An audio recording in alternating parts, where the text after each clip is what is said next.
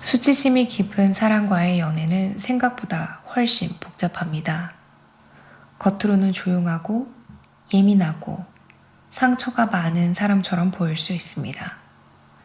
그래서 처음엔 내가 더 이해해줘야지 라는 마음이 들기도 합니다. 하지만 수치심이 강한 사람은 단순히 자존감이 낮은 사람이 아닙니다. 그들은 마음속 깊은 곳에서 이런 확신을 가지고 살아갑니다. 나는 근본적으로 결함이 있는 사람이다. 나는 사랑받을 가치가 없는 사람이다. 문제는 이 믿음이 연애 안에서도 그대로 작동한다는 것입니다. 수치심이 심한 연인과 사귀면 힘든 이유가 있습니다. 첫 번째로는 사랑을 받아도 믿지 못하기 때문입니다. 정상적인 사람은 이 사람이 나를 좋아하나 보다 라고 받아들입니다. 하지만 수치심이 깊은 사람은 다릅니다. 왜 나 같은 사람을? 어딘가 분명 이유가 있을 거야. 사랑을 사랑으로 받지 못합니다. 그래서 계속 의심합니다. 진심을 테스트하고 밀어내고 확인하려고 합니다. 결국 상대는 사랑을 주면서도 끊임없이 증명해야 하는 사람이 됩니다. 두 번째는 당신을 존중하지 못한다입니다. 이 부분은 가장 위험합니다. 겉으로는 나는 부족한 사람이야. 나는 형편없는 사람이야. 라고 말하지만 내면에서는 오히려 이렇게 말하고 있습니다. 상대가 얼마나 못났으면 나 같은 이상한 사람과 사귀고 있을까? 왜 나 같은 사람에게 애정을 쏟을까? 즉, 자기 자신을 낮추는 동시에 당신도 함께 낮춰버립니다. 괜찮은 사람이라면 왜 나를 좋아하지? 라는 사고가 생기기 때문입니다.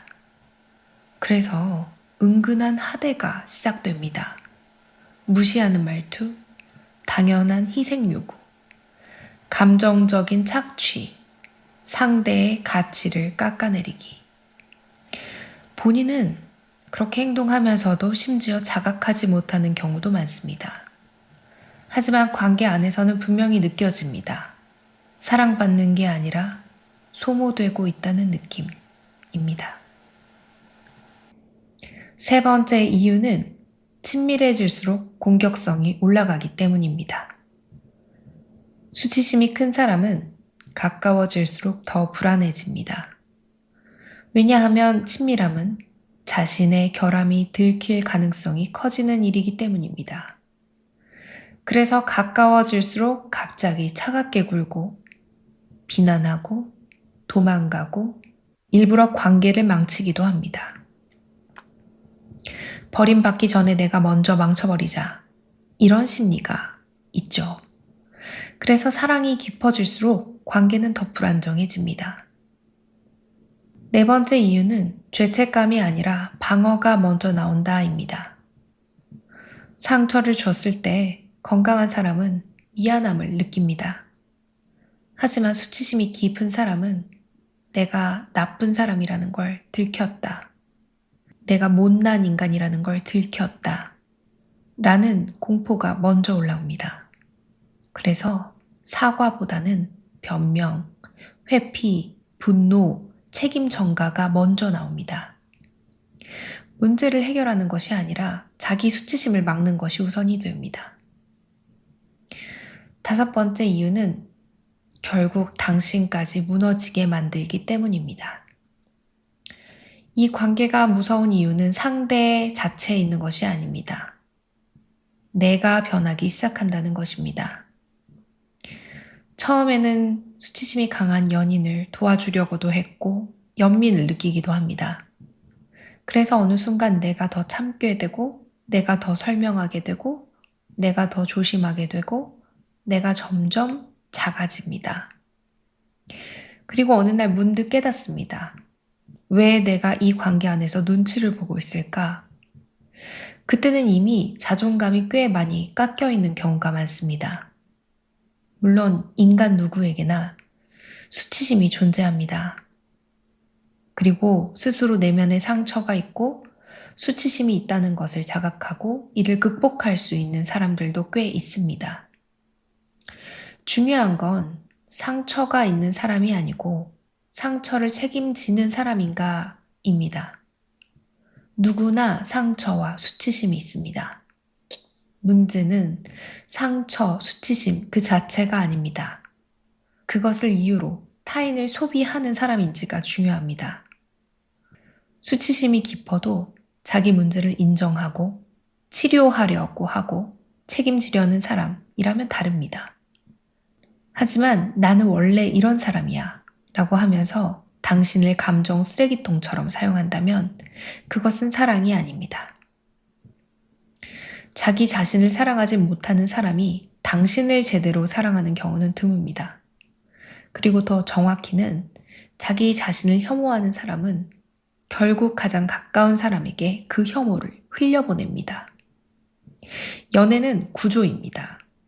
어떤 이들은 연애 관계 속에서 스스로를 발견하고 깨닫고 변화를 모색하는 일도 있습니다. 하지만 스스로에 대한 존중이 없으면 상대에 대한 존중도 없고 이 관계가 붕괴로 끝나는 경우가 많이 있습니다. 영화 속 인물 중에 그 수치심을 나타내는 사람이 누가 있을까 한번 찾아보다가 영화 팬텀 스레드의 레이놀즈 우드콕이라는 인물을 짧게 분석해 보겠습니다. 천재 디자이너인 레이놀즈는 완벽주의 뒤에 굉장히 지독한 예민함과 수치심을 숨기고 있는 인물입니다. 레이놀즈는 자신이 정해놓은 완벽한 질서 속에서 타인을 끼워 맞추려고 하고 상대가 그 선을 넘으면 아주 차갑게 밀어냅니다. 이런 인물을 겉으로 봤을 때는 대단히 독립적이고 강해 보입니다. 하지만 속을 들여다보면 사실 들키고 싶지 않은 수치심으로 가득 차 있는 경우가 많습니다. 그는 자신의 루틴이 깨지거나 통제력을 잃을 때 극심한 불안을 느낍니다. 그래서 그 곁에 있는 연인 알마를 끊임없이 밀어내고 평가절하합니다.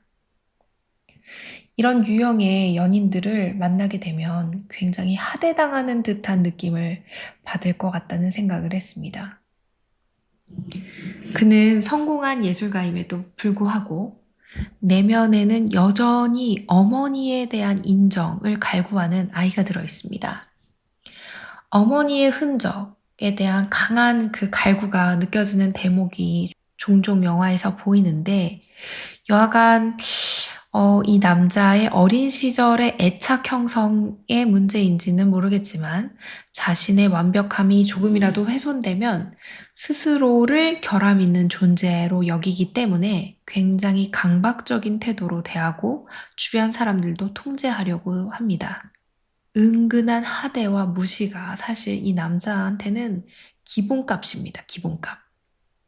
그래서 알마가 자신을 사랑하면 할수록 그녀의 취향을 약간 무시하는 듯한 행동을 하고 자신의 틀에 맞추라고 강요를 합니다. 상대가 자신을 돌보게 만들면서도 그 헌신을 약간 비하하는 듯한 어떤 감정적인 착취, 이런 현장이 꽤 있습니다.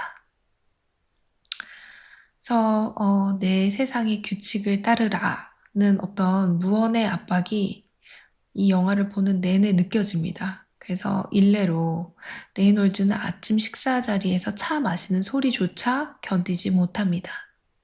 그래서 이거는 단순히 예민한 것이 아니고 자신의 루틴이 깨지는 순간 스스로에 대한 통제력을 잃었다고 생각하기 때문에 어떤 수치심을 자극받는 행동이기 때문에 굉장히 그 소리를 싫어하죠. 소리에 대해서 예민하고. 그리고 두 번째로는 사랑할수록 더 가혹해지는 평가절하입니다. 영화 속의 레이놀즈는 알마가 자신을 되게 진심으로 대하거든요. 그래서 진심으로 대하면 대할수록 오히려 그녀의 행동을 무례하다거나 촌스럽다거나 굉장히 깎아내리는 듯한 행동을 합니다. 나를 진심으로 사랑하는 사람은 나만큼 결함이 있는 사람일 것이라는 무의식적인 기제가 작동하면서 상대를 굉장히 하대하는 거죠. 그러면서 본인의 가치를 지키는 사실은 굉장히 슬픈 방어 기제가 발동하는 장면이기도 합니다. 영화의 결말부에 레이놀즈는 스스로 이제 몸을 가누지 못하는 상태가 되어서야 비로소 알마의 사랑을 받아들입니다. 수치심이 깊은 사람들은 평소에 완벽한 갑의 위치에서 있으려고 합니다. 역설적으로 자신이 완전히 무너졌을 때, 그랬을 때 타인의 사랑을 안전하다고 느낍니다. 그래서 일반 사람들이 볼 때는 참 이기적인 남자라는 생각이 드는 인물이긴 합니다. 그 레이놀즈 우드콕처럼 수치심이 깊고 예민한 인물이 주는 고통은 명확하지만 역설적으로 이제 특히 이 인물이 가진 특유의 매력과 희망적인 지점도 존재합니다.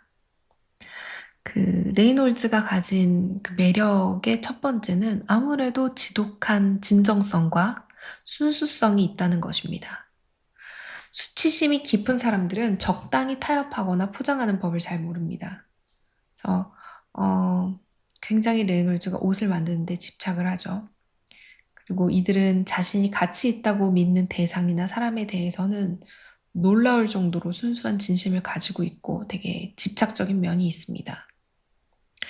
그래서 수치심이 있기는 한데 이제 레이놀즈 같은 사람이 가진 어떤 인간적인 면이 있고 나름의 공감 능력은 조금 있어 보여요. 그래서 이런 요소는 좀 한 가지 판단 요소일 것 같아요. 또 레이놀즈 같은 인물은 사회적인 가면을 쓴다기보다는 굉장히 투박하고 날카롭더라도 자신의 그 본질을 지키려고 부단히 노력합니다. 그래서 이런 남자들한테 사랑을 얻는 거는 굉장히 어렵습니다. 그리고 이런 사람이 선택하는 여자들도 굉장히 한 번도 매칭에 대해서 생각해 본 적이 없는 되게 의외의 인물일 때도 있어요. 하지만 마음을 한 번 열면 그 깊이가 매우 깊고 밀도가 되게 높습니다.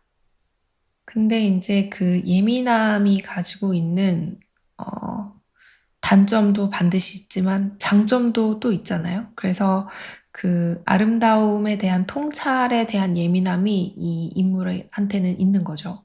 그래서 남들이 보지 못하는 아주 세밀한 결을 읽어내는 능력이 있고 그 디자이너가 가진 어떤 꼼꼼한 지점 이런 게 굉장히 최강이죠. 그래서 레이놀즈가 가진 어떤 최고의 디자인 실력 이런 것들이 인물을 이해하는 데 또 하나의 특징이기도 합니다. 그래서 이런 유형의 인물들이 예술이나 학문이나 아니면 어떤 특정 분야에서 남다른 통찰력을 발휘하는 경우들이 꽤 있습니다. 근데 이런 사람들이 되게 팀워크를 되게 잘하는 사람들은 아니에요. 또 굉장히 개인의 어떤 성취감이 높아야 되는 사람들인 거죠. 그래서 당연히 그 수치심이 심하고 그게 꽤 자기 파괴적이고 타인도 파괴하는 경우들도 되게 많아요. 하지만 이제 이 영화에서 있는 레이놀즈라는 인물이 가지는 희망적인 이유는 그 예민함이 타인을 향한 칼날이 아니고 세상을 향한 안테나가 될 때는 그 특별한 가치를 인정받을 때도 있고 발견해내는 경우들이 꽤 있고 또 거기서도 보면은 굉장히 성공한 디자이너처럼 보이잖아요. 그래서 이거를 또 금전적으로 환산을 잘 하시는 분들은 그 예민함을 또 바깥으로 푸시는 분들이 꽤 있는 것 같아요. 그래서 되게 못난 사람들은 자신의 연인을 되게 괴롭히고 이런 분들도 있지만 자기 스스로를 갈고 닦는다는 점에서 레이놀즈라는 인물은 좀 어떤 의미로는 긍정적인 지점들이 있다라고 생각할 수 있을 것 같아요. 그리고 헌신의 가치를 되게 잘 아는 사람인 것 같아요. 레이놀즈가 어머니의 유품을 옷감 속에 넣는 장면이 있어요. 그래서 눈에 보이지 않는 기억, 그리고 의미, 이런 거를 굉장히 소중히 여기는 남자거든요. 그래서 수치심이 있기는 한데 자신을 사랑해주지 않을까봐 두려워하는 남자인 거죠, 사실은. 그래서 자신을 버리지 않고 끝까지 믿어주는 사람한테 느끼는 고마움은 일반적인 사람보다 사실은 훨씬 큽니다. 그래서 이 인물은 수치심이라는 어떤 특정 분야에 있어서 이제 이해를 돕기 위해 가져온 인물이기는 한데 레이놀즈 같은 경우는 수치심을 이해하는 데 있어서 최악의 케이스는 아닙니다. 레이놀즈 같은 경우는 사랑을 가볍게 여기지는 않습니다. 관계를 맺는 과정이 고통스러울지언정 그 관계를 굉장히 소모품처럼 여기거나 쉽게 배신하지 않는다는 지점에서는 어떤 묵직한 헌신을 보여줄 수 있는 잠재력이 있는 남자이기도 해요. 물론 자신과 맞지 않는 사랑은 가차없이 잘라냅니다. 하지만 자신이 사랑하는 여인이 인생에 한번 깊숙이 들어와서 내가 이 여인을 지켜주고 싶다라는 마음이 들고 그리고 내 수치심을 이미 좀 들켰어. 들키고 싶지 않지만 들켰어, 이미. 그 지점에서 어느 정도 내려놓은 그런 부분이 느껴지면 사실 그 사람과 굉장히 친밀함이 형성이 되는 거죠. 그래서 굉장히 내적인 혼란을 많이 겪으면서도 음, 나름 관계 안에서 고군분투를 이어나간다는 지점에서 최악의 케이스는 아니다라고 말하고 싶습니다. 영화의 결말쯤에서 레이놀즈가 알마가 자신을 해치려고 한다는 사실을 알게 되는 장면이 있어요. 독버섯을 요리하는 장면이죠. 이 음식을 먹습니다. 이것은 나의 결함을 다 아는 당신한테 나를 완전히 맡기겠다. 라는 어떤 항복 선언이거든요. 그래서 수치심이 깊은 사람과 맺을 수 있는 가장 높은 단계의 관계는 사실 그 남자가 더 이상 강한 척을 하지 않고 자신의 취약한 지점을 상대한테 투명하게 보여줄 때 시작이 된다고들 많이 말을 하고 있어요. 그래서 사실 마지막 장면은 좀 젊은 나이에 했으면 참 좋았을 테지만 나는 되게 취약한 존재야 라는 것을 그 여자한테 보여주고 그 순간에 그는 세상에서 가장 솔직하고 따뜻한 사람이 된다 라는 어떤 아이러니를 보여주기도 합니다. 되게 복잡한 인물이에요. 하지만 단순하기도 합니다. 그래서 수치심이 있는 연인은 되게 힘든 사람들입니다. 어, 요즘 말로 어떻게 보면 회피형 연인, 이런 말이 되게 많이 있는데, 회피형 연인도 그 안을 깊이 파다 보면 수치심이 있는 사람인 경우들이 되게 많아요. 어린 시절에. 그래서 당연히 이제 그 지점이 있고 이해를 하지만 그 이해와 연민으로만 그들과 사랑을 하기에는 굉장히 어려움이 많습니다. 하지만 계속 인물 탐구를 하다 보면은 내가 사랑하는 그 사람이 누구와 닮아 있는지, 그리고 이 사람과 원활하게 사랑을 하기 위해서 어떤 관계가 형성이 돼야 할지, 그리고 내가 그것을 버틸 수 있을지, 그리고 그 버티는 과정 속에서 나는 고통을 느끼지 않을지, 이게 고통이 너무 심하다면 관계를 당연히 끝내야 하는 것은 아닌지, 이런 지점을 한번 점검해 본다는 차원에서 인물 분석은 참 유용한 부분이 아닌가라고 생각을 해서 오늘도 인물 탐구를 해보았습니다. 어떻게 들으셨는지 모르겠습니다.